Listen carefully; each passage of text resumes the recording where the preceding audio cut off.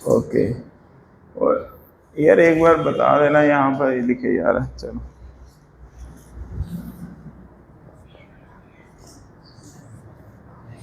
एक फॉर्मूला लिख लो ऐसे ही, lambda equal to 911 divided by RH, ठीक है ना।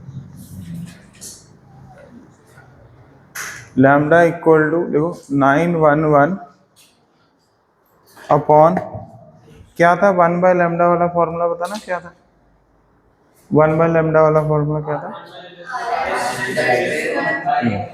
पहले वो लिख लेते हैं, जैसे हमने पढ़ा था 1/λ equal to RH into Z square 1/n1 square minus 1/n2 square. और RH की वैल्यू जा तो सेंटीमीटर में बताई थी, जा सेंटीमीटर इनवर्स में बताई थी, जा मीटर इनवर्स में, दोनों वैल्यूज लिखी थी कि नहीं, ठीक है।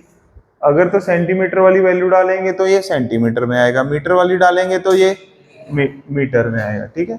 अब अगर मान लो हमें सीधे ही एंगस्ट्रॉम में ढूंढना है, किस में ढूंढना है, तो हम क्या लिख सकते हैं, लैम्डा इक्वल RH तो एक कांस्टेंट है ना, ये इधर उधर ले जाओ, बोलो डिनोमिनेटर में क्या रख दिया, जेड स्क्वायर, ये क्या आएगा बेटा 1/n1 square minus 1/n2 square. ये समझ लो, ये पूरी टर्म इधर आ जाएगी और साथ में कौन सी टर्म आएगी, आ रहा है, इसको 1 ऐसे लिखेंगे कि नहीं लिखेंगे, क्रॉस मल्टीप्लाई करके। अब हम 1/RH, क्यों, RH की वैल्यू मैंने आपको बताई थी 109,677 सेंटीमीटर इनवर्स, ऐसा कुछ वैल्यू होती है, ऐसा कोई वैल्यू होती है कि नहीं, यस। अगर मैं उसको मैनिपुलेट कर लूं, क्या कर लूं, तो लैम्डा की वैल्यू आ जाती है 911, बोलो क्या आ जाती है, अपॉन जेड स्क्वायर, और लैम्डा कितना आ जाएगा, इतने एंगस्ट्रॉम में आ जाएगा, समझ गए। तो आप सीधा ये फॉर्मूला भी पुट अप करके लैम्डा को एंगस्ट्रॉम में कैलकुलेट कर सकते हो, अगर कभी जरूरत पड़े तो। नॉन मेडिकल वाले थोड़ा ध्यान में रख लेना ज्यादा।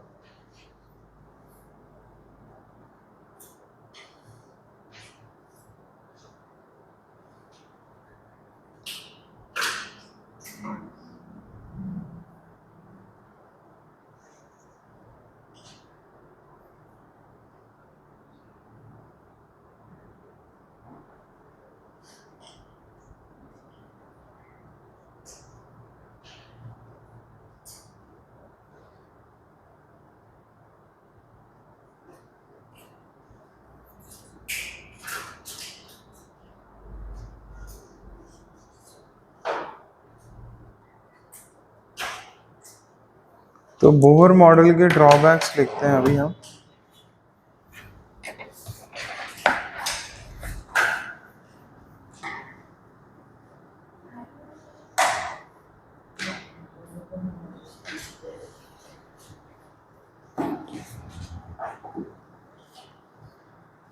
लिखो, कर दें डिक्टेट।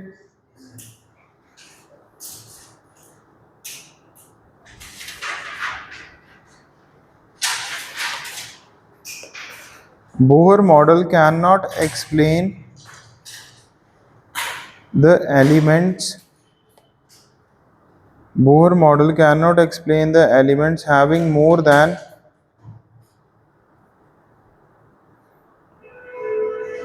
बोलो आप ही बताओ, हैविंग मोर देन 1 इलेक्ट्रॉन, क्योंकि ये सिर्फ और सिर्फ किसके लिए वैलिड है, सिंगल इलेक्ट्रॉन स्पीसी के लिए, ठीक है। कैन नॉट एक्सप्लेन, क्या लिखा, the elements having more than 1 electron. Second point लिखो, Bohr model can explain, Bohr model can explain only circular orbits. Bohr model can explain only circular orbits, but not the elliptical one. Elliptical one, elliptical नहीं करते वो elliptical explain नहीं करते। Bohr model can not explain the ओए Bohr model can only explain the कौन सी orbits, but can not explain the orbits which are in कौन सी फोटो। और इसकी बढ़िया इंग्लिश क्या है, but can not explain the elliptical once.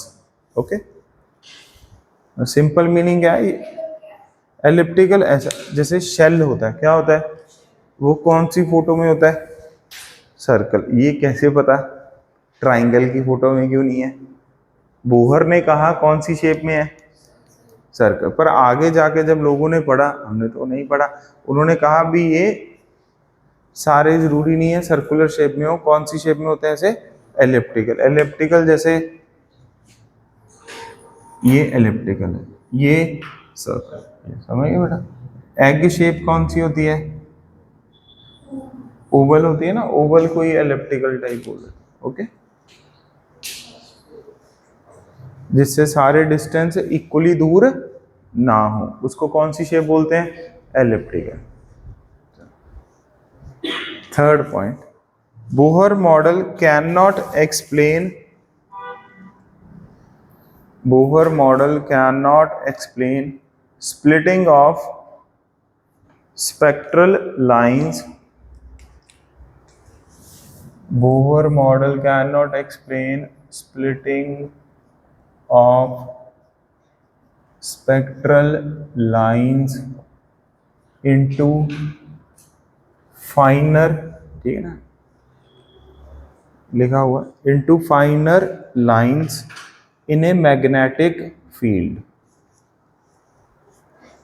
into finer मतलब फाइन लाइंस होती है, into finer lines in a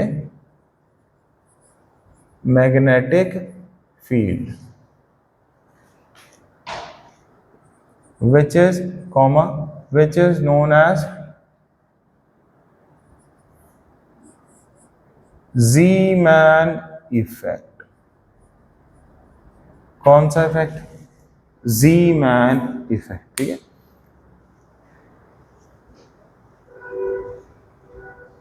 पहले अगला पॉइंट लिखो, फिर दोनों समझाएंगे एक साथ।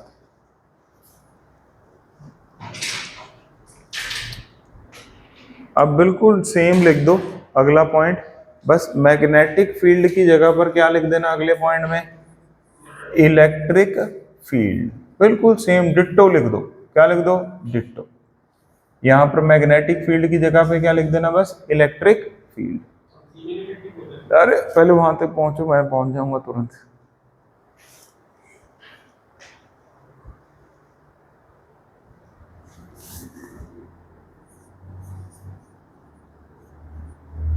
आयरन मैन देखी है क्या, समझ, टोनी स्टार्क इलेक्ट्रिसिटी का काम कर रहे हैं कि नहीं वो, यस। तो ये कौन सा इफेक्ट है, स्टार्क इफेक्ट। ऐसे याद करना है, इलेक्ट्रिक मतलब इलेक्ट्रिसिटी, स्पार्क वर्ड होता है ना, स्पार्क वर्ड होता है कि नहीं, तो वहां से बन गया क्या, स्टार्क। एक चीज याद कर लेना बस। अब ये दोनों पॉइंट पर आप एकदम स्टार मार्क कर लो।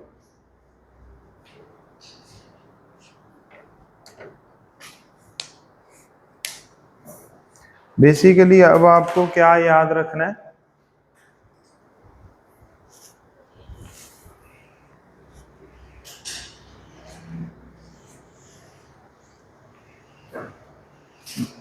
आपको ये याद रखना है भी, एक ज़ीमैन इफेक्ट होता है और एक स्टार्क इफेक्ट होता है। ज़ीमैन इफेक्ट तब होता है जब मैग्नेटिक फील्ड हो, स्टार्क इफेक्ट तब होता है जब इलेक्ट्रिक फील्ड हो।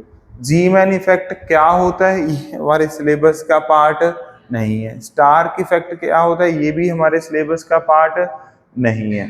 बस आपको याद क्या करना है, बोहर ने ना तो ज़ीमैन के बारे में बताया, ना ही स्टार्क, ना तो आप कभी 11th में पढ़ोगे इसके बारे में, ना ही कभी 12th में पढ़ोगे। जस्ट आप इनके क्या याद रखने हैं, आपने नेम्स। और वेरी इंपॉर्टेंट है, ये बहुत बार पूछा जाता है। Third point and fourth point, कौन सा इफेक्ट है जो मैग्नेटिक फील्ड में है, ज़ीमैन। समझ गए कि नहीं, M for magnetic field, M for Zeeman. ऐसे।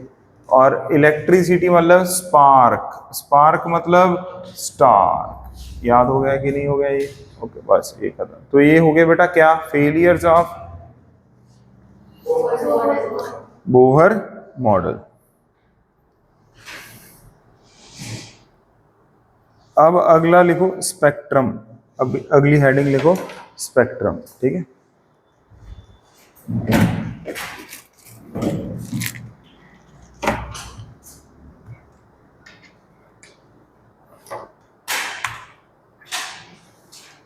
स्पेक्ट्रम देखो क्या होता है।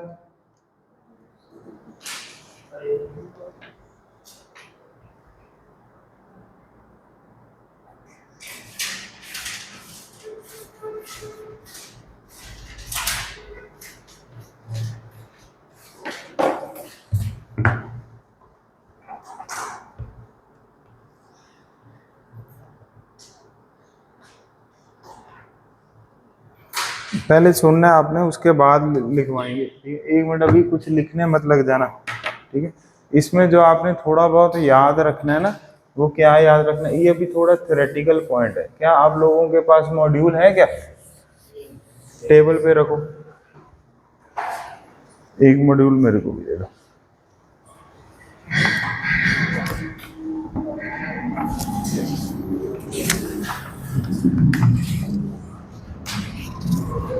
ओए होए, ट्रेन बहुत फास्ट आ रही है यार इस बार तो।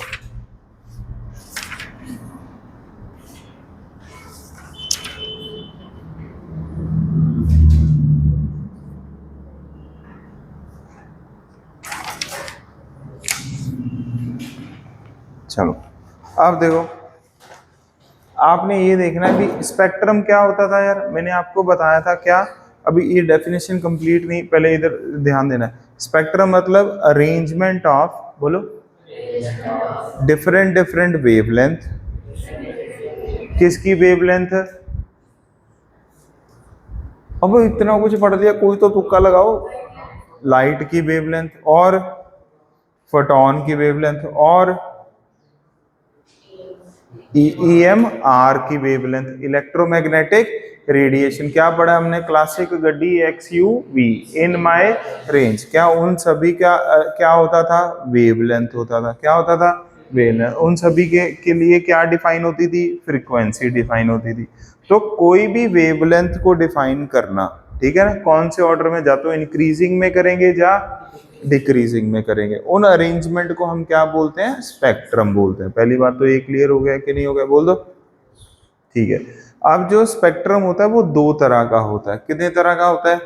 दो तरह का। एक होता है कॉन्टिन्यूटी के बेसिस पे, और एक क्या होता है, बोलो, एक, हाँ, एक एमिशन या फिर एब्जॉर्प्शन। एक किसके बेसिस पे? कॉन्टिन्यूटी। क्या मतलब है इसका? थोड़ा सा देखना, जस्ट आपने सुनना ही है, इसमें कोई ज्यादा है नहीं बात। जैसे रेनबो देखा आपने? रेनबो, चलो नोटबुक में तो देखा ही है ना, अगर असली में नहीं देखा बोलो यस। क्या रेनबो में जब एक कलर होता है, पहला मान लो वॉयलेट कलर है, उसके बाद इंडिगो, उसके बाद ब्लू, येलो, ऑरेंज, रेड, है ना, ऐसे ही होता है ना। क्या वो कलर के बीच में गैप होता है कि सातों के सातों कलर एकदम मर्ज्ड होते हैं? मर्ज्ड होते हैं। फोटो में क्या होते हैं? मर्ज्ड। तो जैसे मान लो ये वॉयलेट कलर है, वॉयलेट कलर से अगर मैं, अगला कलर कौन सा होता है? इंडिगो। अगला, उसके इंडिगो से जब मैं ब्लू जाऊंगा, ब्लू से जब जो भी आता है समझ, ग्रीन जाऊंगा, क्या उसके बीच में कोई खाली जगह होगी कि वो मर्ज्ड ही होगा? मर्ज होगा। समझ आ गया? बिल्कुल ये केक की पेस्ट्री की तरह, जिसमें 3 लेयर्स हैं डिफरेंट डिफरेंट। समझ गया कि नहीं? तो पहली लेयर कौन सा बना दे? ब्लूबेरी का बना देते हैं, ऐसा, ठीक है। दूसरा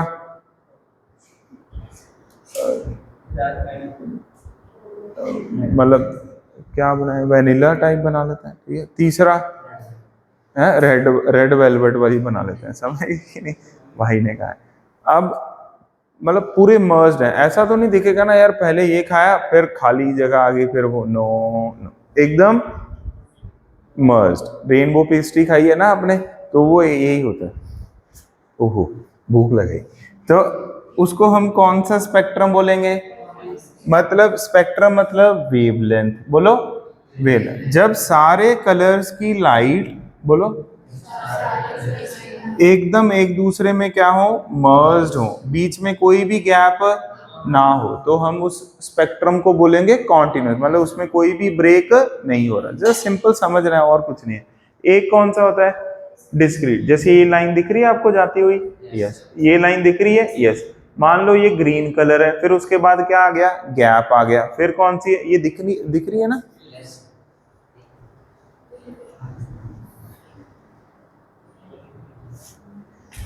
ये देखो, ये लाइंस दिख रही है ना आपको, यस।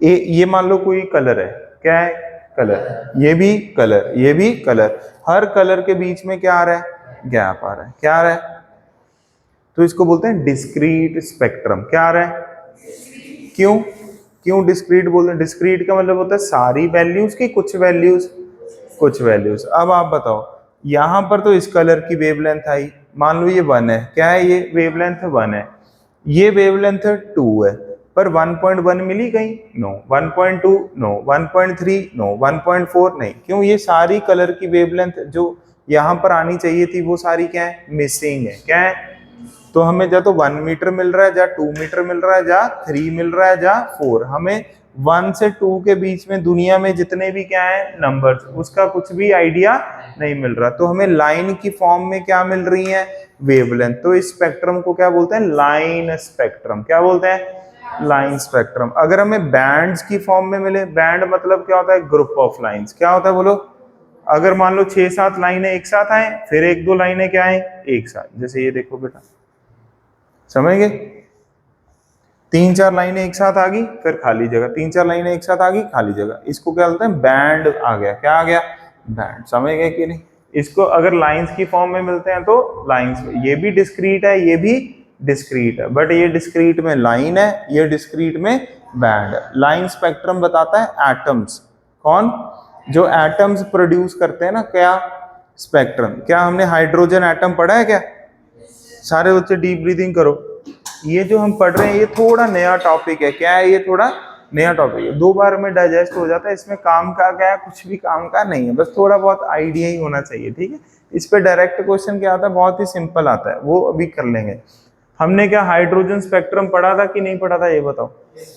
हाइड्रोजन स्पेक्ट्रम में क्या हमें सारी वेवलेंथ मिल रही थी कि कुछ वेवलेंथ मिल रही थी, जब इलेक्ट्रॉन हायर से लोअर आ रहा था तो कुछ वेवलेंथ मिल रही थी कि सारी वेवलेंथ मिल रही थी, सारी कैसे मिल जाए, वो कुछ वेवलेंथ ही मिल रही थी ना, जो भी गैप था उसी के अकॉर्डिंगली। बोलो, ओए आप भी पार्टिसिपेट करो, इधर ही रहना बेटा, ओके। हाँ, ये पॉइंट समझ आ गया सभी को। तो एटम जो स्पेक्ट्रम शो करते हैं, बोलो, उसको बोलते हैं लाइन स्पेक्ट्रम। क्या बोलते हैं, पर अगर वही हम O2 मॉलिक्यूल, H2 मॉलिक्यूल का अगर स्पेक्ट्रम पढ़ते, जो कि हमारे सिलेबस में नहीं है, अगर वो पढ़ते तो वो कौन सा स्पेक्ट्रम पढ़ते, बैंड स्पेक्ट्रम। तो जब भी आपको क्वेश्चन आएगा मॉलिक्यूलर स्पेक्ट्रम कौन शो करेगा, मतलब कौन सा शो करेगा, बैंड स्पेक्ट्रम। और आपको इसमें घुमाता हुआ क्वेश्चन क्या आएगा, O2 का स्पेक्ट्रम बताओ क्या होएगा, तो आप क्या कहोगे, लाइन की बैंड। H2 कौन सा शो करेगा, लाइन की बैंड, बैंड। क्यों, H2 भी एक मॉलिक्यूल है, O2 भी एक मॉलिक्यूल है, CO2 भी एक मॉलिक्यूल है, पर H एटम क्या शो करेगा, लाइन स्पेक्ट्रम। एक तो बस ये याद होना चाहिए, समझ गए। लाइंस के बीच में कौन सी स्पेस है, देखो क्या वर्ड लिखा हुआ है,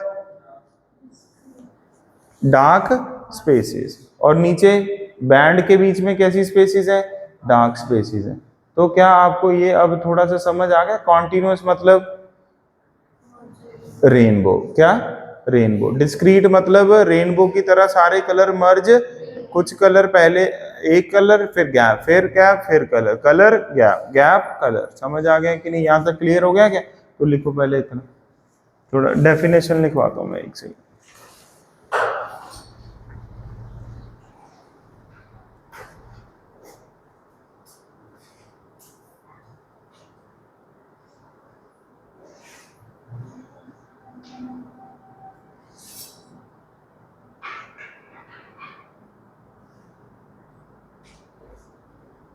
पहला पॉइंट लिखो, रे ऑफ व्हाइट लाइट,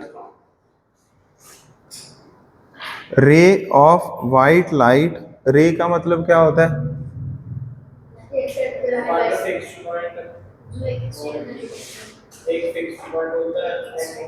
हाँ नहीं नहीं, अच्छा ये भी बात सही है, टेक्निकल हो गया था। रे ऑफ लाइट क्या होता है भाई? लाइट का एक रे। समझ आ गया कि नहीं आ गया? ठीक है, रे ऑफ लाइट क्लियर है ना? ठीक है, ray of light spread into series of ray of light spread into series of colored system. Ray of white light spread into series of colored system known as spectrum.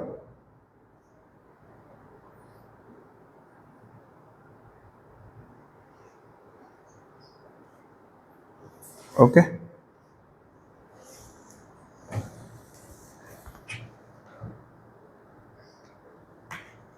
अब अगला point लिख लो, ये जो मैंने लिखा। अब यहां से लिखना स्टार्ट करो। Second point, the different characteristics of that is emitted or absorbed by क्या है? atom और molecule।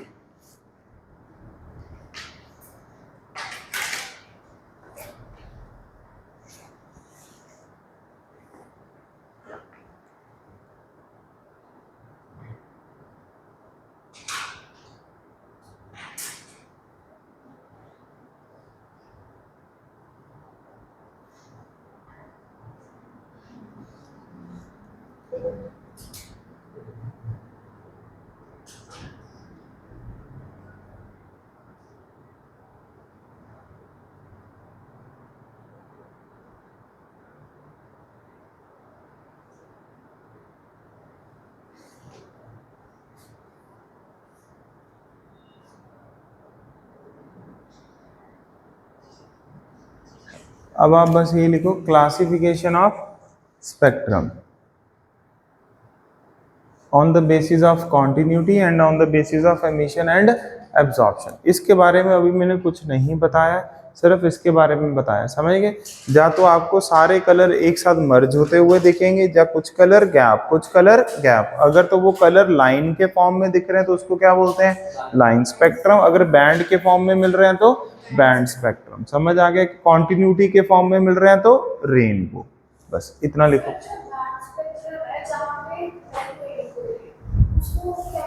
डार्क स्पेस ना, मतलब वहां पर कोई लाइट नहीं मिल रही उस रेंज की, तो वो क्या होता है ना, ब्लैक कलर की स्क्रीन होती है, उसको स्पेक्ट्रोस्कोप एक क्या होती है, डिवाइस होती है। जैसे पर्दा होता है ना, पर्दा, वो ब्लैक कलर का। कौन से कलर का? ब्लैक कलर का। तो जो तो कलरफुल है, जैसे लाइट्स दिख गई, फिर कुछ लाइट्स यहाँ दिखेंगी, बीच में कोई लाइट दिखी नहीं, तो वो बीच में क्या दिखेगा? मतलब डार्क कलर दिखेगा ना, तो उसको बोलते हैं डार्क स्पेस। समझ? अरे डार्क स्पेस मतलब उसमें कोई जा नहीं रहा, फॉर्म नहीं हो रही है ये कोई, मतलब यार ये एक स्क्रीन है। क्या है? एक स्क्रीन। कौन से कलर की? ब्लैक कलर की है। कौन से कलर की है? ब्लैक कलर की ये स्क्रीन है सारी, ठीक है। आपको कुछ लाइट्स यहाँ दिख गई, फिर कुछ लाइट्स यहाँ दिखी, तो बीच में कुछ दिखा क्या? हाँ दिखा ना, ब्लैक कलर दिख गया। कौन सा कलर? तो उसको हमने डार्क स्पेस बोलते हैं। मतलब डार्क स्पेस वो है जहां पर हमें कोई भी वेवलेंथ नहीं मिलती है जी। हाँ, एब्सेंस ऑफ लाइट है, बिल्कुल। तभी गैप दिख रहा है ना, तभी सारी वेवलेंथ नहीं मिल रही, तभी तो वो क्या है? डिस्क्रीट है। क्या है वो? अगर सारे ही मिल जाती तो वो क्या होता? कॉन्टिन्यूअस। कुछ मिल रही हैं तो डिस्क्रीट। जैसे हमने क्वांटाइजेशन में पढ़ा था, क्या इलेक्ट्रॉन सारे एनर्जीज को एब्जॉर्ब करता है? नहीं। किनको करता है? Discrete packets. वेरी वेल बेटा।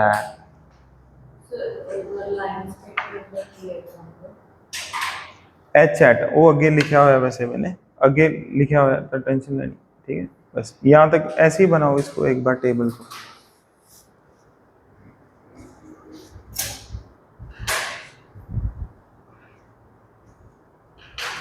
आज आपको बैग्स मिल जाएंगे, ठीक है, अपने इंस्टीट्यूट के बैग्स मिल जाएंगे। हमने इस बार काफ़ी अच्छी क्वालिटी के बैग्स बनवाने का ट्राई किया है, बाकी आप बताएंगे।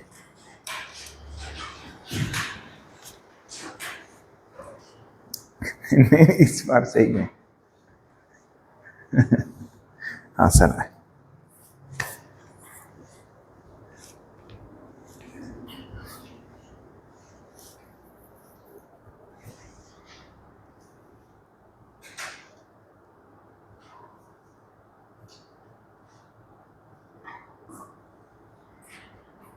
बना लिया टेबल?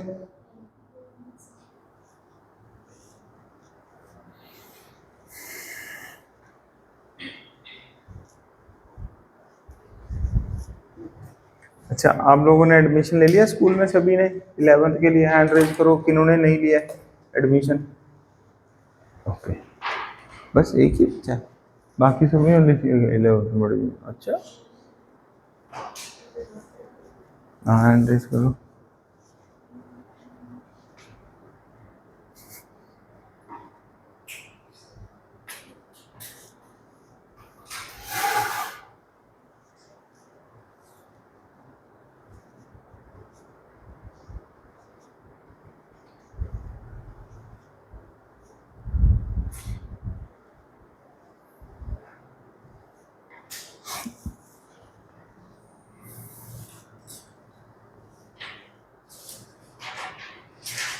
पहले अब ये बना लो, ये पूरा चार्ट वगैरह बना लिया। डिस्क्रीट दो तरह का होता है, ठीक है, लाइन एंड बैंड। लाइन वाले मतलब जो एटम वाले होते हैं वो लाइन है, मॉलिक्यूल वाले क्या है, बैंड। बस यही क्वेश्चन आता है। एटम कौन सा स्पेक्ट्रम शो करते हैं, डिस्क्रीट। डिस्क्रीट में भी लाइन। मॉलिक्यूल कौन सा शो करते हैं, डिस्क्रीट की कॉन्टिन्यूअस, डिस्क्रीट। डिस्क्रीट में कौन सा, बैंड। बस इससे ऊपर क्वेश्चन नहीं है। क्लियर हो गया कि नहीं हो गया यहाँ तक हर बच्चे को? बोल दो। बना लिया बेटा ये हरनूर? अभी ये लिखो,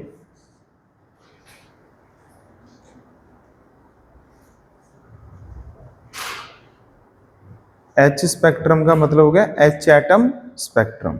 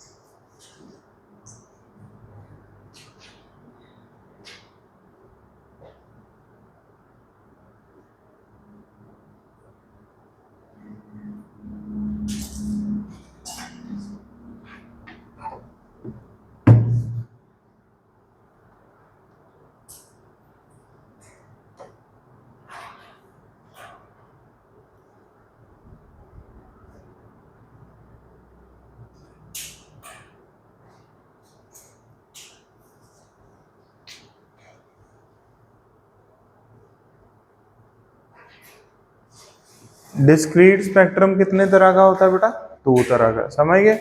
पर्टिकुलर अगर वेवलेंथ सेपरेटेड बाय क्या है, डार्क स्पेस। डार्क स्पेस मतलब जब लाइट ना आए उस स्पेस को क्या बोलते हैं, अंधेरा हो जाता है ना भाई, जिधर लाइट नहीं जा रही वो देखो उधर जा रही है नहीं, तो वो क्या है बेटा, डार्क स्पेस। ऐसे है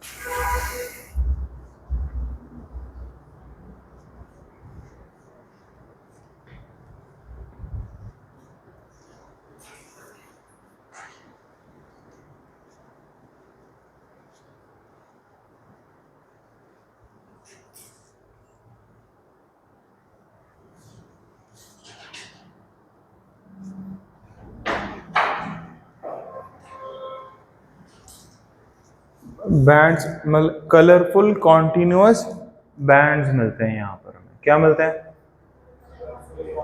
मतलब 3-4 लाइनें इकट्ठी, फिर गैप, फिर 3-4 लाइनें पूरी मर्ज्ड, फिर गैप, फिर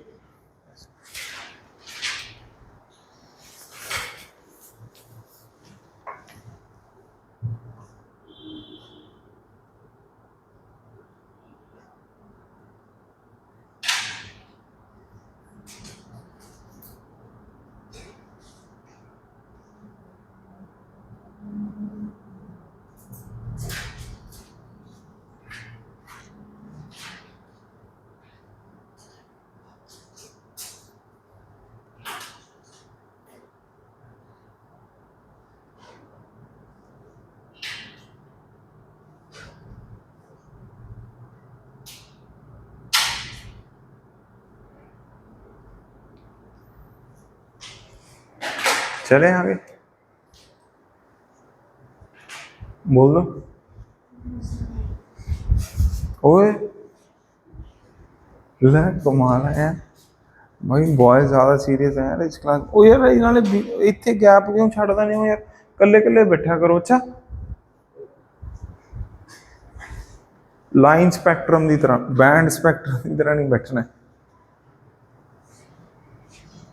1 2 3 4 5 6 7 8 9 10 11 12 13 14 9, बस ठीक है। सारे बच्चे अब से 1 2 3 4 1 2 3 1 2 3 बस।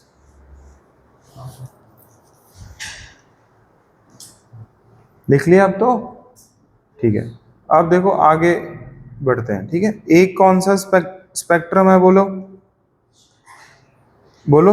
एमिशन स्पेक्ट्रम है। एक कौन सा है? Absorption spectrum. बेसिकली कुल मिला के बेटा बात ऐसी है भी, आपको ना एक जिसे पूछा जाएगा हाइड्रोजन एटम का स्पेक्ट्रम, बोलो क्या मतलब। पहले तो आपको उसकी फीलिंग आनी चाहिए भी, मतलब जब हाइड्रोजन एटम, बोलो हाइड्रोजन एटम के जो भी कोई इलेक्ट्रॉन्स हैं वो हायर से किधर आएंगे, लोअर आएंगे। या फिर जैसे हाइड्रोजन एटम पर हम लाइट क्या करेंगे, थ्रो करेंगे। क्या करेंगे? थ्रो करेंगे। या जो भी कुछ है, तो वो कैसा स्पेक्ट्रम क्या करते हैं, शो करता है। कौन? Hydrogen atom. समझ गए कि नहीं? तो जैसे मान लो ऑक्सीजन मॉलिक्यूल है। क्या है? Oxygen molecule. अगर ऑक्सीजन मॉलिक्यूल अपना स्पेक्ट्रम शो करना चाहे, मतलब अगर उससे हमें डिफरेंट डिफरेंट क्या बनानी है, वेवलेंथ बनानी है। क्या बनानी है? डिफरेंट डिफरेंट वेवलेंथ को एक स्क्रीन पर क्या करना है, प्रेजेंट करवाना है। तो भाई उसका स्पेक्ट्रम कैसा होएगा? पहली बात तो ये पॉइंट समझ आ गया कि नहीं? उसका सीक्वेंस कैसा होएगा। तो उसके कितने आंसर होंगे हर स्पेक्ट्रम के? स्पेक्ट्रम मतलब अरेंजमेंट ऑफ वेवलेंथ, या तो इंक्रीजिंग ऑर्डर में जा, और वो अरेंजमेंट या तो एटम्स का होगा, या आयंस का होगा, या मॉलिक्यूल्स का होगा। क्या ये पॉइंट क्लियर है? ठीक है। उसके कितने आंसर होंगे हर स्पेक्ट्रम के? 2। एक आंसर तो होगा क्या वो कॉन्टिन्यूस है, क्या वो, समझ आ गया? या तो कॉन्टिन्यूस होगा, या ऐसा नहीं है कॉन्टिन्यूस भी है और नो नो नो, दोनों में से एक आंसर। एक ये दूसरा आंसर होगा क्या वो एमिशन है, या फिर मतलब कितने कॉम्बिनेशन बनेंगे टोटल? 4। कितने? 4। Continuous with emission, continuous with absorption, discrete with emission, discrete with absorption. क्या आपको ये पॉइंट समझ आ गया? कुल मिला के आपने आंसर करना होता है भी, ये कॉन्टिन्यूअस एंड एमिशन है कि continuous and discrete and emission है कि डिस्क्रीट एंड। समझ आ गया कि नहीं? अब हम पढ़ते हैं what do we mean by emission and what do we mean by absorption spectrum. ठीक है। पहले जैसे ये देखो, एच एटम स्पेक्ट्रम कौन सा लिखा हुआ है अपन ने? कौन सा लिखा हुआ है? Emission spectrum. क्या लिखा हुआ है? एम ए, हाँ। और एच एटम स्पेक्ट्रम कौन सा था? डिस्क्रीट था। क्या था? अबे लिखना नहीं है यार, ध्यान दो। क्या था? डिस्क्रीट की कॉन्टिन्यूअस? डिस्क्रीट। क्या था? डिस्क्रीट था। क्या ये पॉइंट समझ गए? और इधर एमिशन कि एब्जॉर्प्शन, एमिशन। डन हो गया, ये सबसे इंपॉर्टेंट क्वेश्चन है। दूसरा सनलाइट वाला, बोलो दूसरा।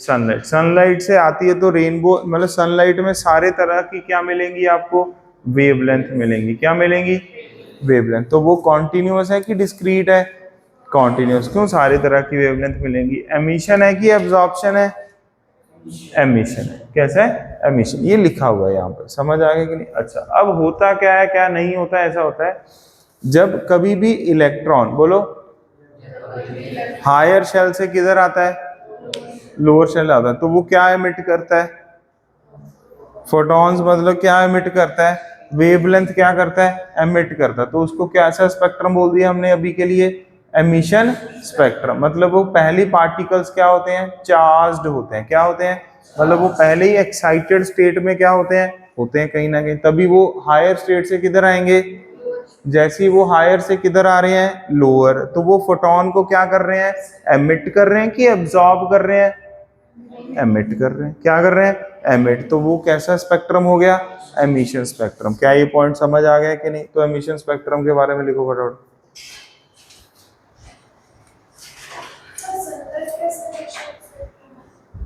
सनलाइट क्या होता है, सन सन मतलब बेसिकली सन से जो क्या आ रही है, लाइट आ रही है। बेसिकली क्या है, सन है ना, सन, उसके अंदर बहुत कुछ क्या चलती रहती है, अपन नहीं पढ़ते हैं, न्यूक्लियर फिजन, न्यूक्लियर फ्यूजन, मतलब बहुत सारी अंदर क्या होती रहती हैं, रिएक्शंस होती रहती हैं कि नहीं, बोलो।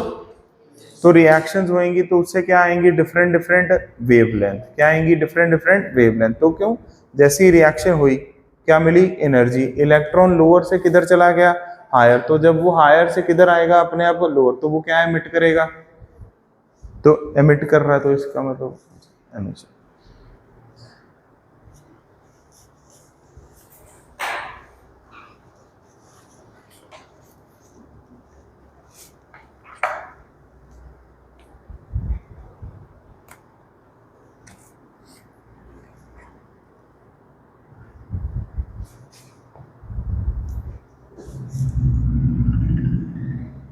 जब भी हम हायर स्टेट से लोअर स्टेट की बातें करेंगे, किसकी बातें करेंगे, लोअर स्टेट आने की बातें करेंगे, तो फोटॉन्स क्या होंगे, एमिट होंगे। फोटॉन्स एमिट होंगे तो वो कैसा स्पेक्ट्रम होएगा, एमिशन स्पेक्ट्रम होएगा। ठीक है ना। ऐसे ही क्या होता है, एब्जॉर्प्शन।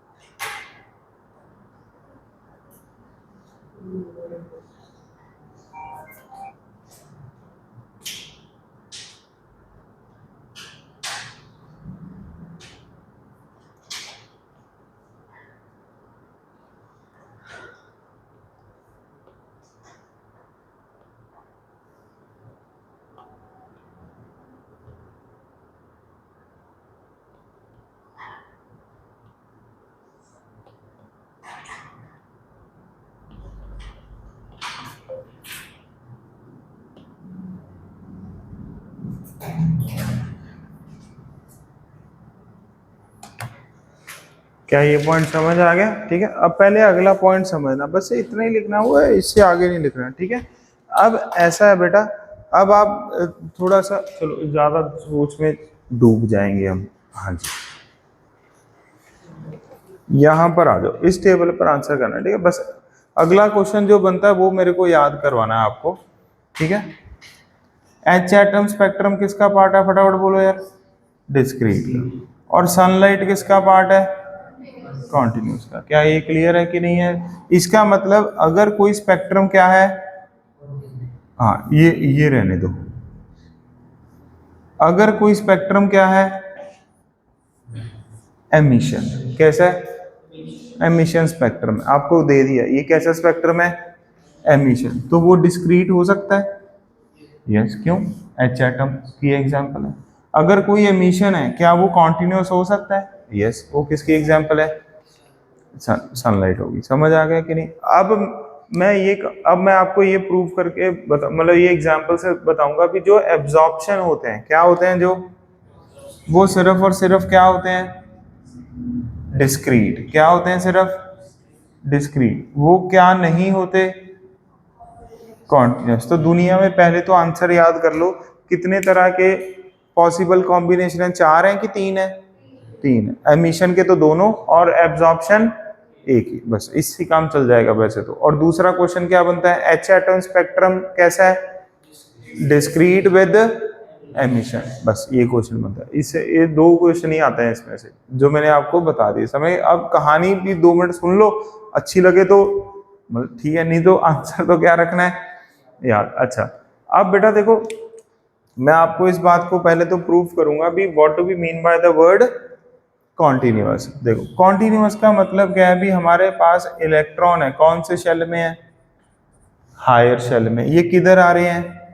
लोअर शेल्स में आ रहे हैं। किधर आ रहे हैं?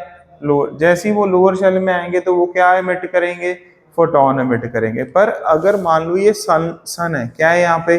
सन है, तो भाई सन के पास पता नहीं कितनी सारी गैसेस बोmbardment होती रहती है ना, रिएक्शन भाई, हीट होती है वहां पर। ये ठंडा माहौल है एकदम शिमले की तरह, है ना? मतलब पूरा ओके है ना माहौल? बोलो यस, ओके है बेटा माहौल वहां पे। तो इसका मतलब वहां पर कितनी सारी इनॉर्मस रिएक्शंस होती रहती हैं। एनर्जी क्या होती रहती है? रिलीज होती रहती है। क्या होती रहती है? रिलीज। अगर किसी को यकीन नहीं हो रहा तो वो 15 मिनट बाहर जाकर फील कर सकता है। समझ गए? एनर्जी क्या होती रहती है वहां से? रिलीज। उन एनर्जी को कौन खाता रहता है? इलेक्ट्रॉन। किसके इलेक्ट्रॉन? एटम के भी, आयन के भी, मॉलिक्यूल के भी, मतलब हर एलिमेंट के एटम्स, हर मॉलिक्यूल के एटम, हर चीज के जो भी कोई इलेक्ट्रॉन्स हैं वो उसको क्या करते रहेंगे? खाते रहेंगे। किसको? एनर्जी को। जो कहाँ से रिलीज हो रही है? सन से रिलीज हो रही है। पहला पॉइंट, ये पॉइंट समझ आ गया कि नहीं? तो वो कौन सी स्टेट में चले जाएंगे? हायर में। फिर वो अनलिमिटेड किधर आते रहेंगे? लोअर स्टेट में। तो आपको हर टाइप का, बोलो, क्या मिलेगा? वेवलेंथ मिल जाएगा। क्या मिल जाएगा? वेवलेंथ। तो इसलिए वो कैसा पैटर्न शो कर देंगे? कॉन्टिन्यू। समझ गए? पर अगर मैं हजारों करोड़ों अरबों मॉलिक्यूल एटम आयन की बात ना करूं, सिर्फ एक एटम के बारे में ही क्या करूं? कमेंट करूं, तो मेरे को पता है इलेक्ट्रॉन किधर है? हायर स्टेट में। जब वो लोअर में आएंगे, या तो वो E2 माइनस E1 वाला वेवलेंथ देंगे, या E3 माइनस E2 वाला, E4 माइनस, तो वो लिमिटेड टाइप ऑफ ही क्या प्रोवाइड करेंगे बेटा? वेवलेंथ करेंगे। इसीलिए मैंने एमिशन को क्या बोल दिया? डिस्क्रीट। और एमिशन को कॉन्टिन्यूअस भी हम प्रूव कर सकते हैं with the help of sunlight. क्या यहाँ तक क्लियर हो गया सभी बच्चों को? बोल दो ठीक है। अब मैं प्रूव करूंगा एब्जॉर्प्शन वाला कभी भी क्या नहीं हो सकता? कॉन्टिन्यूअस। ये देखो, ये है बेटा, इसके अंदर कोई सब्सटेंस है। क्या है? कुछ ना कुछ सब्सटेंस। ये क्या आ रही है? प्रोजेक्टर से मान लो व्हाइट लाइट। क्या आ रही है? White light. व्हाइट लाइट आई, इसके पहले इस पर टकराएगी पहले, फिर वो आगे जाएगी। ठीक है, यहाँ पर दिख नहीं रहा है पर आप ऐसा मानो। समझ आ गया कि नहीं आ गया? मान लो ये कैमरा, कैमरे से ही सिर्फ क्या आ रही है? लाइट आ रही है। मैंने लाइट के आगे इसको रख दिया, लाइट के आगे इसको। समझ आ गया? तो लाइट पहले इस पे टकराएगी कि नहीं? बोल दो ठीक है। चलो दूर रख देते हैं, ऐसे रख देते हैं। ठीक है, लाइट आई, इस पे टकराया, इसके अंदर जो भी कोई सिस्टम था उसने येलो कलर की लाइट खा ली। उसने मान लो येलो कलर की लाइट खा ली। क्या आपको फिर वो येलो लाइट इधर दिखेगी कि नहीं दिखेगी? बता दो, दिखेगी कि नहीं दिखेगी? बोल दो नहीं दिखेगी। क्यों? इसने कौन सी लाइट खा ली? येलो। फिर हम इस डब्बी को साइड में ले गए। किधर ले गए? साइड में ले गए। ले गए कि नहीं? बोल दो क्लियर हो गया? ठीक है। अब आप बताओ, इसको बोलते हैं एब्जॉर्ब्ड स्पेक्ट्रम। क्या बोलते हैं? जब मैं कोई भी लाइट जहां से आ रही है उसके आगे एक क्या रख दूं? कोई सोल्यूशन रख दूं, कोई सब्सटेंस रख दूं, कुछ भी रख दूं, फिर उस लाइट को अगर मैं सामने प्रोजेक्ट करूं तो मेरे को सारे कलर की वेवलेंथ नहीं मिलेगी। क्यों? कुछ वेवलेंथ तो ये वाला मॉलिक्यूल, ये वाला सब्सटेंस क्या कर लेगा, खा लेगा। तो इस स्पेक्ट्रम को हम क्या बोलते हैं, एब्जॉर्ब्ड स्पेक्ट्रम। एब्जॉर्ब्ड स्पेक्ट्रम में क्या आपको स्क्रीन पर सारी वेवलेंथ मिलेंगी कि कुछ वेवलेंथ मिलेंगी? हमें वो वेवलेंथ मिलेंगी जो इसने एब्जॉर्ब नहीं की है। समझ आ गया? तो इसका मतलब एब्जॉर्ब्ड स्पेक्ट्रम कभी भी क्या नहीं हो सकता, कॉन्टिन्यूस। क्यों? क्योंकि ये डब्बी कुछ ना कुछ तो खाएगी, ये कुछ ना कुछ खाएगी, तो हमें सारा वेवलेंथ नहीं मिलेगा, तो ये कॉन्टिन्यूस कभी भी नहीं हो सकता। ठीक है, इतना दिमाग लगाना नहीं है, सिर्फ क्या रखना है आपने, किधर गया डस्टर, ये रहा। समझ? ये बहुत हैवी है ये डस्टर, कॉन्सेप्ट की तरह। समझ गए? ओए ये समझ। अब आपने क्या याद रखना है कुल मिला के, एच एटम स्पेक्ट्रम कॉन्टिन्यूस है कि डिस्क्रीट है? डिस्क्रीट में क्या है, लाइन। मॉलिक्यूल वाले band. H atom spectrum discrete के साथ क्या है, एमिशन। क्यों? वो हायर से लोअर। एब्जॉर्प्शन वाले कभी क्या नहीं हो सकते, लिख दो बराबर।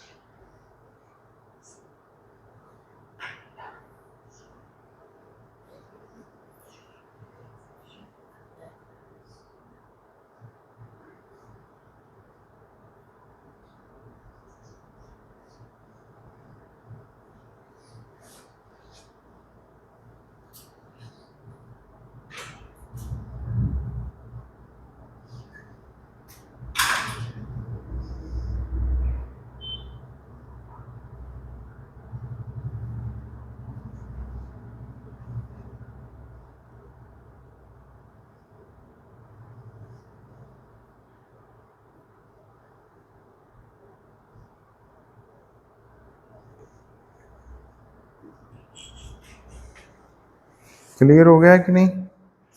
कोई डाउट? याद करो फटाफट। अब आगे बढ़ते हैं। ये खत्म हो गया है, ये क्या हो गया है, ये खत्म हो गया। ये लो,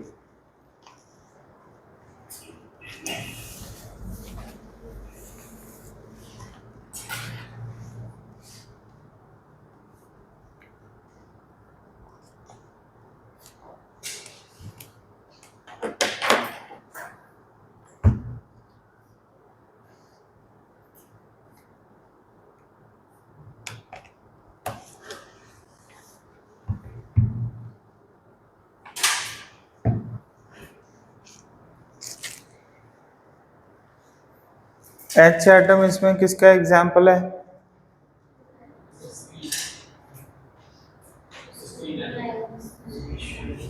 ठीक है, ये वेरी इंपॉर्टेंट है।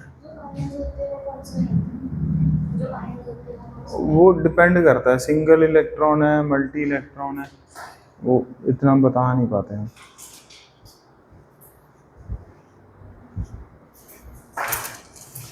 सारे सिंगल इलेक्ट्रॉन जो भी हैं वो तो आएंगे तो पक्का किसमें, हाँ लाइन में। बाकियों के बारे में अभी इतना नहीं।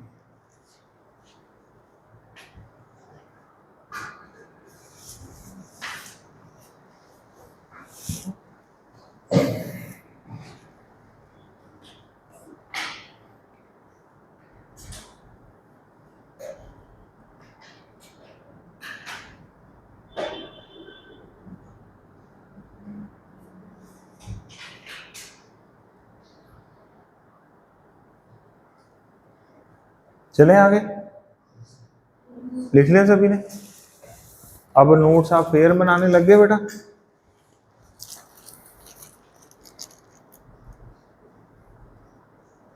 ठीक है, अब हम नया टॉपिक स्टार्ट करते हैं इसी चैप्टर का ही, ठीक है, जो कि अब नया आप कह लो भी नया फेज ऑफ दिस क्या है। ओए बोल दिया करो कभी तो।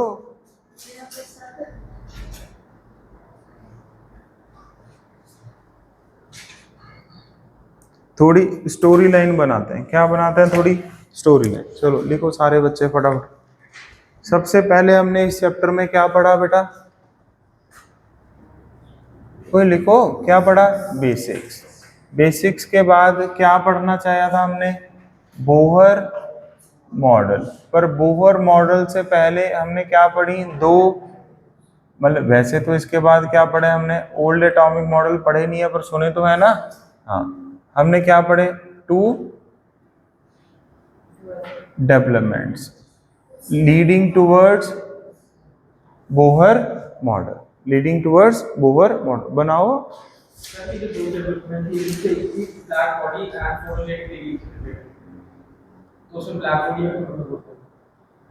तो उसमें पढ़ोगे आप photo electric black body radiation, ये कहाँ पढ़ते हो? फिजिक्स में क्लास 12 में पढ़ते, इसलिए हम पढ़ाते नहीं। ठीक है, दो डेवलपमेंट्स हमने पढ़ ली, बोलो यस। ठीक है, जिसमें क्या क्या आया था? वेरी इंपॉर्टेंट यार, क्या इसमें प्लैंक्स थ्योरी आई थी कि नहीं आई थी यार? अब मैं उस पर थोड़ा सा गौर फरमाना चाहता हूँ, इसलिए मैंने प्लैंक्स थ्योरी ऐसे बोल दी। फिर हमने क्या पढ़ा बेटा? Bohr model. अब बोहर मॉडल के बाद जो वंशिका बेटा हमारे पास नेक्स्ट मॉडल आता है, वो कौन सा आता है? Quantum mechanical model. बट हम क्वांटम मैकेनिकल मॉडल सीधा नहीं पढ़ सकते, क्यों? अभी तो हमने क्या पढ़ा है पहले? Bohr model. बोहर मॉडल के बाद क्या होंगी जिंदगी में? थोड़ी बहुत हलचल, मतलब क्या होंगी? डेवलपमेंट्स। कितनी डेवलपमेंट्स होंगी? दो डेवलपमेंट्स। तो आज का हमारा टारगेट है उन दो में से कितनी डेवलपमेंट को पढ़ लें? एक डेवलपमेंट को पढ़ लें, जिनका नाम है, बोलो, डी ब्रॉगलीज वेवलेंथ। बोलो या डी ब्रॉगलीज हाइपोथेसिस। ठीक है बेटा, डी ब्रॉगलीज हाइपोथेसिस। दूसरा क्या है? Heisenberg uncertainty. चलो इसको ऐसे ही रखते हैं। बोलो, छोटे बच्चे को नहीं कहते हप कर दो, वो कर दो इसको। ठीक है,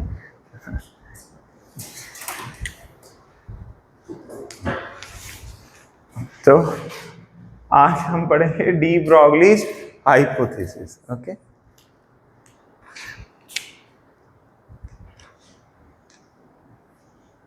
अब पहले आंसर कर लो या फिर लिख लेना। प्लैंक्स थ्योरी में हमने बेटा क्या वेवलेंथ के बारे में, फोटॉन मतलब फ्रीक्वेंसी के बारे में और एनर्जी के बारे। पेन कलम नहीं उठानी यार, मतलब बोलना है। क्या हमने वेवलेंथ, फ्रीक्वेंसी और एनर्जी के बारे में पढ़ा कि नहीं पढ़ा? यस। सबसे इंपॉर्टेंट किसका? वेवलेंथ, एनर्जी और फ्रीक्वेंसी है? फोटोन का बोल दो, जा इलेक्ट्रोमैग्नेटिक रेडिएशन का। ये पढ़ा है कि नहीं पढ़ा है? यस। तो वेवलेंथ किसका होता है? लाइट, मतलब फोटोन का होता है। लाइट मतलब photon. Wavelength X-ray, wavelength gamma ray, wavelength किसी भी इलेक्ट्रोमैग्नेटिक रेडिएशन का हो सकता है। उसके लिए हमने फॉर्मूला पढ़ लिया, बोलो यस और नो। उसके लिए क्या फॉर्मूला पढ़ा था? E is equal to h c by lambda equal to h mu. अब हम जो पढ़ने वाले हैं, पहले ये सुन लेना ताकि आपको समझ आए ना हम करने के वाले हैं। अब हम जो पढ़ने वाले हैं, अब हम दुनिया में, बोलो, कोई भी मैटर है, क्या है? कोई भी मैटर क्या होता है? जैसे मार्कर, जैसे मार्कर, जैसे हम बेंच, प्रोजेक्टर, पंखा, समझ गए? हर कोई भी मैटर है उसका क्या होएगा? वेवलेंथ। क्या होएगा? वो कितना होएगा वो आज हम क्या करने वाले हैं। फिर आपको सभी का अपना अपना मास तो याद है ना, कितना वेट, समझ गए? आपने भी अपनी वेवलेंथ क्या कर लेनी है आज, कैलकुलेट। चलो अब आपको समझ आ गया हम डी ब्रॉगली हाइपोथेसिस में क्या पढ़ने वाले हैं। पहले तो हमने सिर्फ फोटोन का क्या पढ़ा, how to calculate the wavelength of a photon, how to calculate the frequency of photon, how to calculate the energy। आज हम पढ़ेंगे how to calculate the wavelength of any matter। Clear. और ये क्या लिखा है वर्ड, सुन लो क्या, हाइपोथेसिस। कोई बताएगा, सुना किसी ने हाइपोथेसिस का मतलब क्या होता है? थ्योरी, मतलब थ्योरी को बोल दिया। हाँ जी, कौन सी थ्योरी है?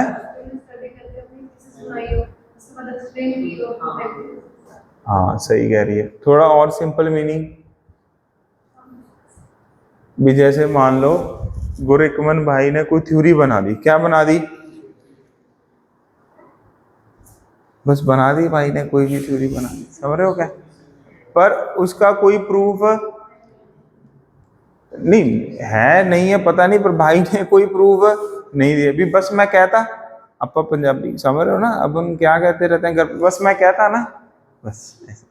तो उन्होंने अपनी एक क्या दे दी, हाइपोथेसिस। क्या दे दी, हाइपोथेसिस। एक क्या है, थ्योरी है। क्या है, एक मतलब जिसके बारे में कोई भी प्रूफ नहीं है, बस उनको लगा भी ये ऐसे होता तो ये भी ऐसे ही होएगा, बस हाँ अंदाजा, समझ, मतलब उन्होंने अपने एनालिसिस, उसको क्या बोलते हैं, हाइपोथेसिस। तो कभी हाइपोथेसिस वर्ड लिखे आए, मतलब डी ब्रोगली भाई साहब ने जो कहा है सिर्फ बातों में ही कह गए और बातों में ही कह दिया। हाँ चलो लिखो, इसको फटाफट, बातें नहीं करनी है जी।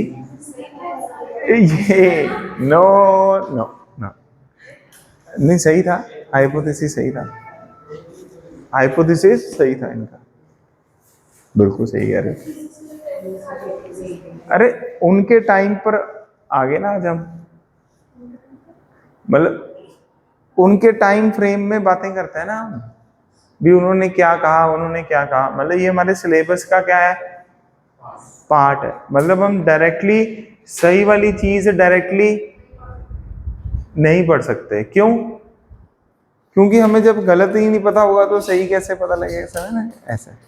जब हमें पता है भी इंडिकेटर राइट दिया तो राइट जाना, तो हम पहले लेफ्ट जाके देखेंगे तो हमें पता है जा तो एक्सीडेंट होता है, जा चलान कट जाए, थप्पड़ पड़ते हैं, समझ। तो इसलिए हम फिर राइट जाएंगे। नहीं नहीं नहीं, क्या कह रहे हो भाई?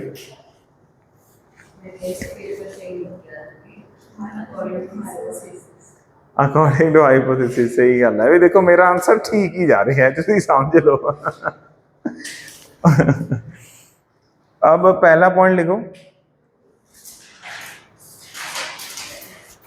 अब पहले लिखो, अब मेजर हेडिंग लिखो, डी ब्रॉगलीज हाइपोथेसिस। अब हम स्टार्ट करते हैं, ठीक है। हेडिंग क्या स्टार्ट करते हैं, डी ब्रॉगलीज हाइपोथेसिस। ये सारा कुछ लिख लिया आप लोगों ने? कमाल है।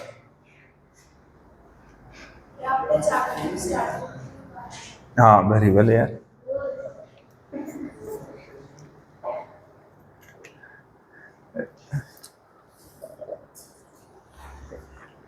सही प्रेजेंस ऑफ माइंड है यार आपका। तो आप क्या कह रहे थे?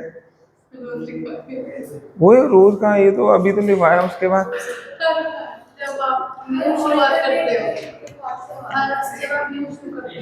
हाँ ये जरूरी है ना, क्योंकि जब तक स्टोरी लाइन नहीं डेवलप होएगी नहीं, फिर फॉर्मूलेज क्या हो जाएंगे, भूलेंगे नहीं बेटा, मिक्स हो जाएंगे। क्या हो जाएंगे, मिक्स। पता ही नहीं लगेगा इलेक्ट्रॉन के लिए लगा दिया HC/λ, समझिए क्या। इसीलिए ये बताना पड़ता है, क्यों बीइंग जब हम पहली बार कोई चीजें पढ़ते हैं तो मैं क्लास में ट्राई करता हूँ भी 10-15 बार हम ही रिवाइज कर लें, फिर 1-2 बार आप घर पे जाके कर लें, क्योंकि मेरे को पता है ना आप 2 बार से ज्यादा इसको रिवाइज नहीं करोगे।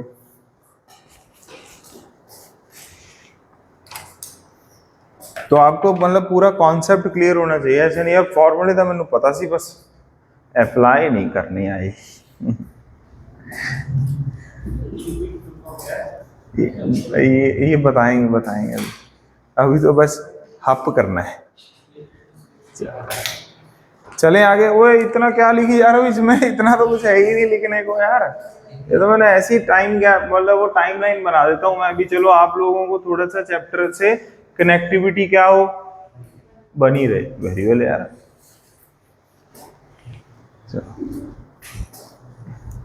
अब लिखो, हेडिंग लिखो,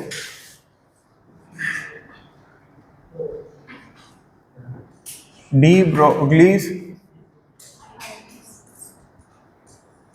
हाइपोथेसिस। ठीक, इसमें फर्स्ट पॉइंट लिखो, फर्स्ट पॉइंट लिखो, de Broglie proposed that De Broglie proposed that just like light, just like light, comma, all the matter should exhibit, all the matter should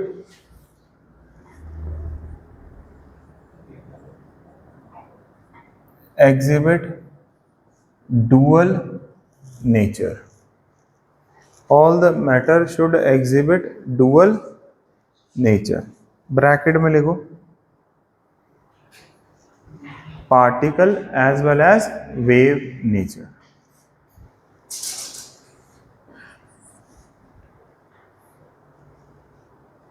bracket में लिखो particle,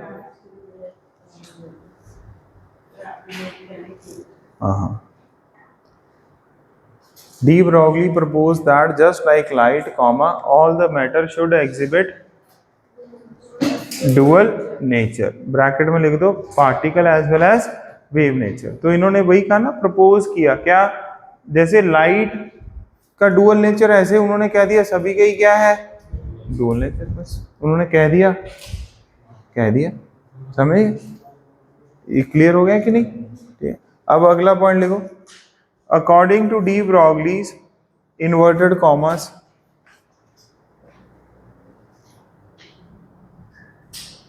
wavelength associated with matter, according to De Broglie's inverted commas, wavelength associated with matter is related to its momentum, is related to its momentum।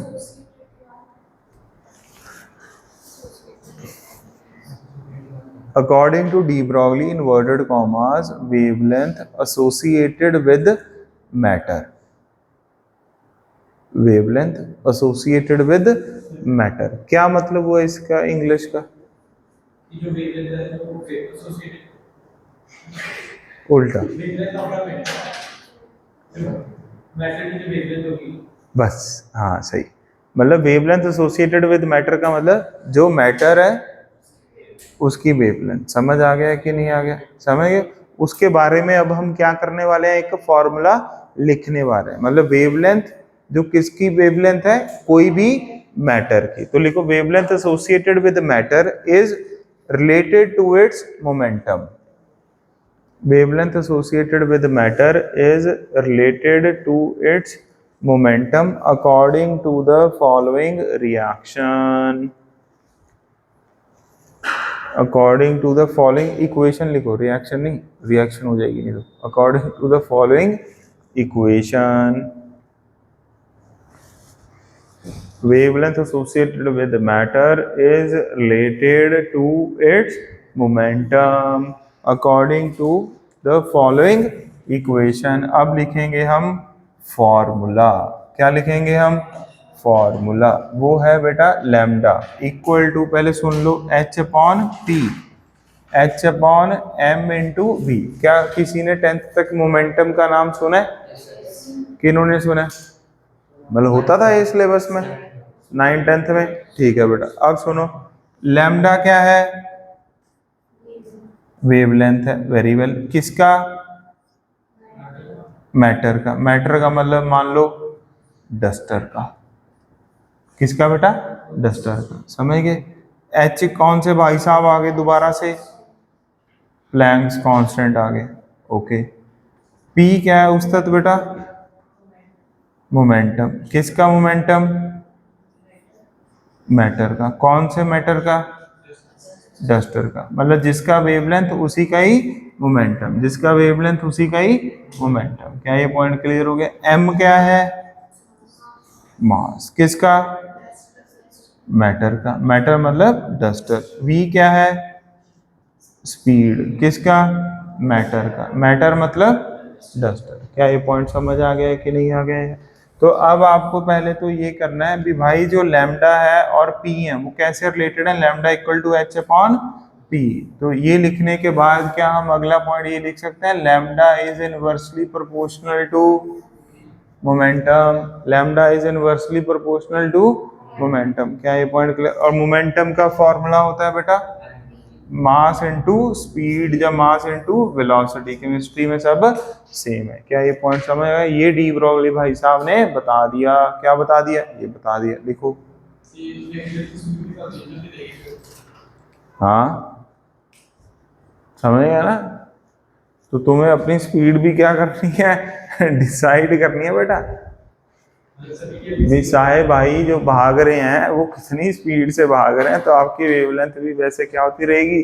Change होती रहेगी। ओए infinite.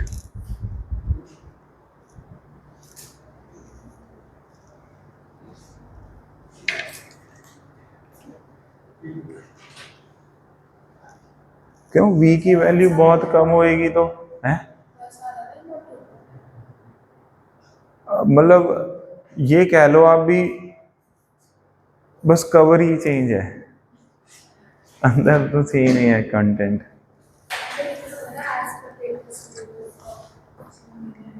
हाँ मतलब अगर कोई change होता है तो, मतलब पिछले साल के मॉड्यूल में भी यही लिखा था, जैसे 2023 में सिलेबस चेंज हुआ था।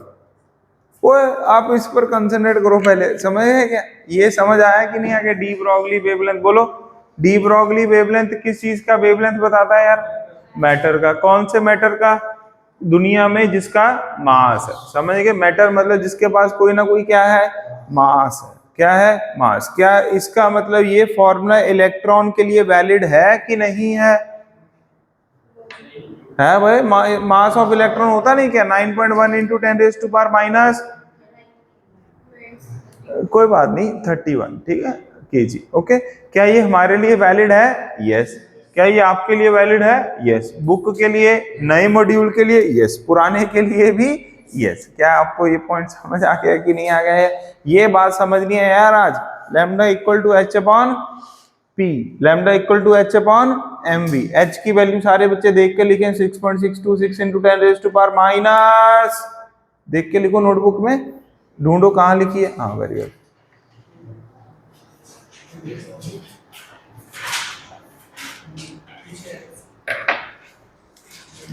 बेटा आप अपनी नोटबुक में चेक करें प्लीज। ये चीटिंग वाली आदत हमें कॉर्टेक्स क्लासेस में नहीं डालनी है।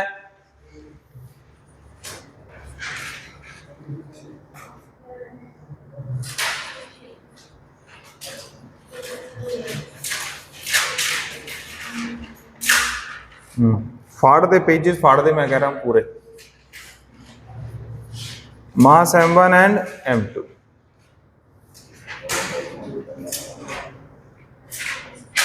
फटाफट लिखो।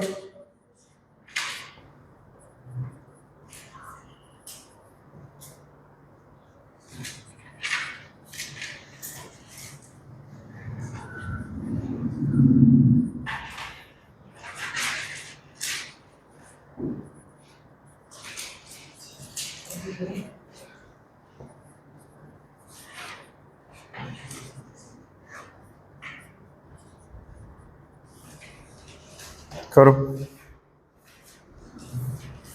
लिखो फटाफट लिखो।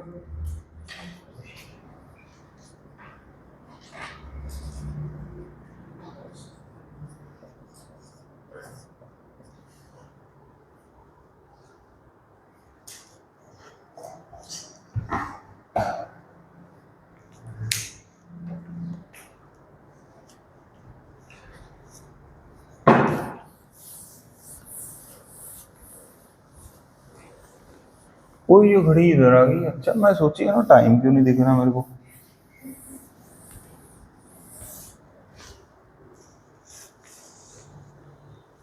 तभी सारे खुश हैं। आज मैं बोल रहा हूँ कोई ऐसे ही नहीं कर रहा।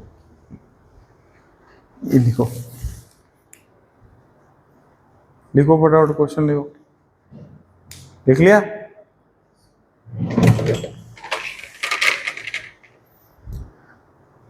अब आप बताओ बच्चे, कितने मैटर हैं? 2 मैटर हैं। एक का मास कितना है? m1। दूसरे का मैटर, दूसरे का मास m2। लिखो फटाफट क्वेश्चन लिखो पहले।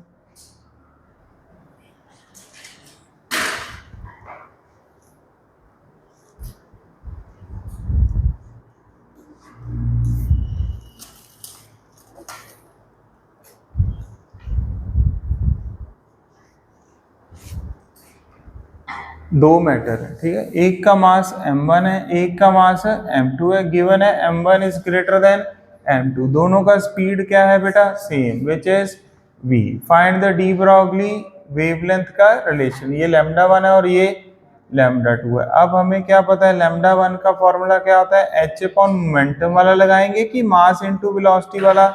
Mass into velocity. λ2 की वैल्यू क्या आएगी? h upon m2 v। हमें किसको कंपेयर करना है? λ1 को और λ2 को। अच्छा, आप कैसे करोगे पहले आप बताओ ब्रेकमैन, कैसे करोगे बेटा अगर कंपेयर करना है ना हमें? λ1 ज्यादा है λ2, कैसे करते हैं? क्या थॉट आता है? रेशियो। Very well. क्या थॉट आता है? एक तो रेशियो से कर लो। क्या कर लो? रेशियो से। कैसे? λ1 को डिवाइड कर दो किससे बेटा? λ2 से। यहाँ पर क्या आएगा? h upon m1b। यहाँ पर क्या आएगा? h upon m2b। a by b, c by d। तो h into m2b upon m1b into h। h से h कैंसिल आउट, b से b कैंसिल आउट। तो ये क्या आ गया? m2 by m1। तो ratio method is the best method to do this. यहां तक समझ आ गया? अब क्या करना होता है मैथनी? m1 किसके सामने है? λ2 के। तो देयरफॉर m1 बड़ी वैल्यू है तो λ2 भी क्या होगी? बड़ी वैल्यू। तो λ2 इज ग्रेटर देन λ। क्लियर हो गया कि नहीं? कोई डाउट? क्या?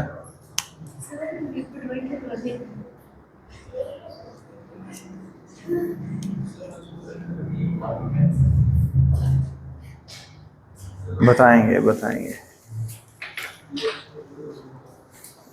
लास्ट क्वेश्चन लिखो।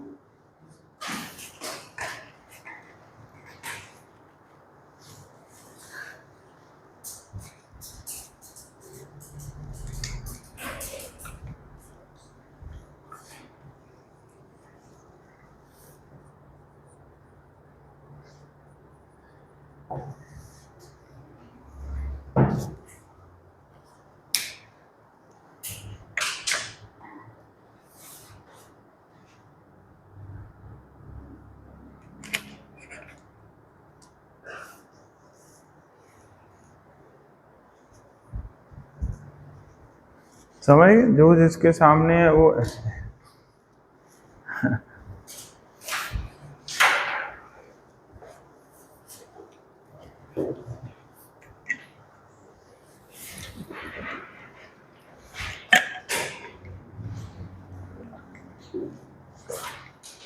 लिखो। ये सेम है क्वेश्चन, बस यहाँ पे ये चेंज कर दिया। लिखो।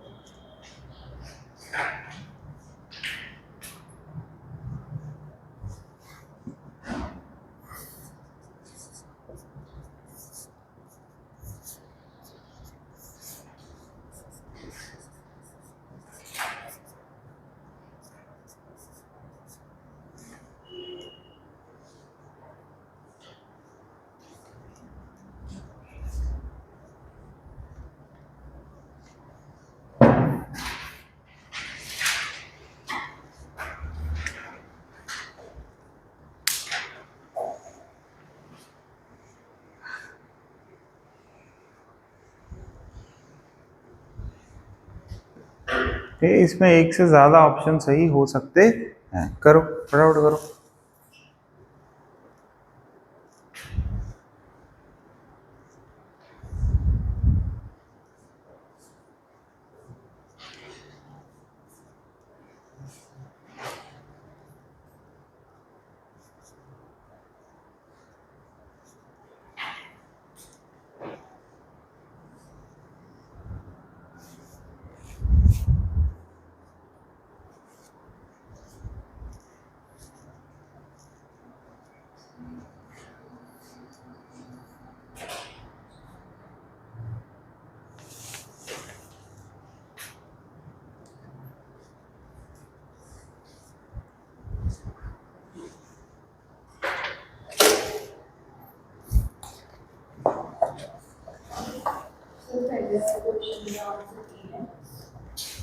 सेम ही है क्वेश्चन पिछले वाले का। हाँ वो था लैम्डा 2 इज ग्रेटर देन, ओए लिखा तो था lambda 2 is greater than lambda 1।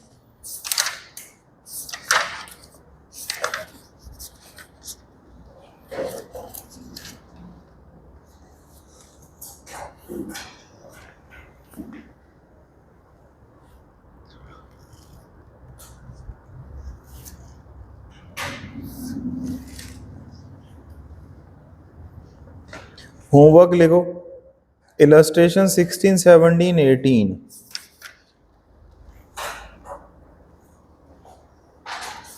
ठीक है, इलस्ट्रेशन कौन सी बेटा? 16, 17, 18। एक्सरसाइज 2 मैंने होमवर्क के लिए दिया था कुछ, ये मॉड्यूल आपका 22 से 30 लिख लो, 22 से 30।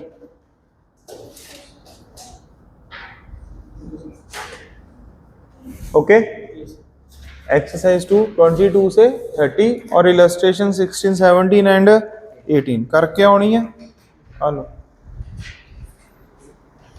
ओके, होमवर्क है थोड़ा थोड़ा ही होता है, करके आना। चलो हो गया ये क्वेश्चन, ये क्वेश्चन सोच कर आना। चलो कल करते हैं discuss. Any doubt guys? H atom spectrum कैसा स्पेक्ट्रम होता है? डिस्क्रीट के साथ साथ दो आंसर आएंगे ना हमेशा, डिस्क्रीट के साथ साथ एमिशन। Very well.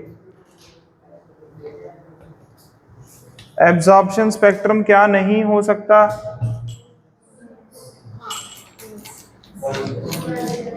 कॉन्टिन्यूअस। क्या नहीं हो सकता? कॉन्टिन्यूअस। मॉलिक्यूल्स कौन सा स्पेक्ट्रम शो करते हैं? बैंड। होमवर्क क्लियर हो गया सभी बच्चों को? मॉड्यूल सभी के पास है? नहीं है? मैम को बोलो फोटोकॉपी लेकर जाना, समय भूलना नहीं है।